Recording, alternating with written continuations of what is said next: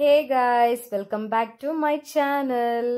ఈరోజు రెసిపీ వచ్చేసి కరకరలాడే కాకరకాయ. చాలా మందికి కాకరకాయ ఇష్టం ఉండదు, కానీ ఇలా చేసుకుంటే చాలా బాగా తినొచ్చు మీరు కాకరకాయని.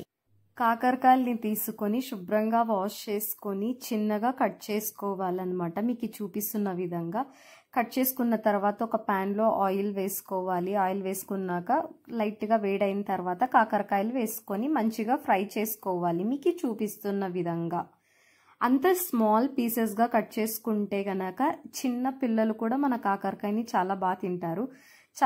కాకరకాయ మంచిగా ఫ్రై అయిన తర్వాత వాటిలోకి కొబ్బరి కారం మనము ప్రిపేర్ చేసుకోవాలి. కొబ్బరి, ఎండు కొబ్బరి, కారం, ఉప్పు, తెల్లవాయిలు, సో ఇవన్నీ వేసుకొని మంచిగా గ్రైండ్ చేసుకోవాలన్నమాట. వీటిని కొబ్బరి పొడి అనేసి అంటారు. ఇది కాకరకాయలకి చాలా అంటే చాలా బాగుంటుంది. మీరు కూడా ట్రై చెయ్యండి. కొబ్బరి కారంతో చాలా బాగుంటుంది కాకరకాయని. సో ఇలా కాకరకాయ ఇంకా ఫ్రై అవ్వాలన్నమాట. మనకి చూపిస్తున్న విధంగా ఇంకా ఫ్రై అవ్వాలి. సో టైం పడుతుంది కాకరకాయ ఫ్రై అవ్వడానికి. సో మీరు వెయిట్ చేయాలన్నమాట.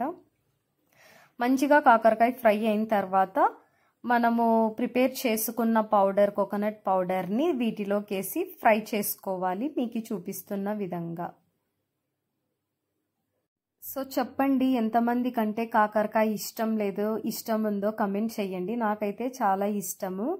కిడ్స్ కూడా చాలా బాగా తింటారు. కాకరకాయ మనకి చాలా హెల్త్కి చాలా అంటే చాలా మంచిది. సబ్స్క్రైబ్ చేసుకోండి ఫ్రెండ్స్. సబ్స్క్రైబ్ చేయండి, లైక్ చేయండి, షేర్ చేయండి ఫ్రెండ్స్.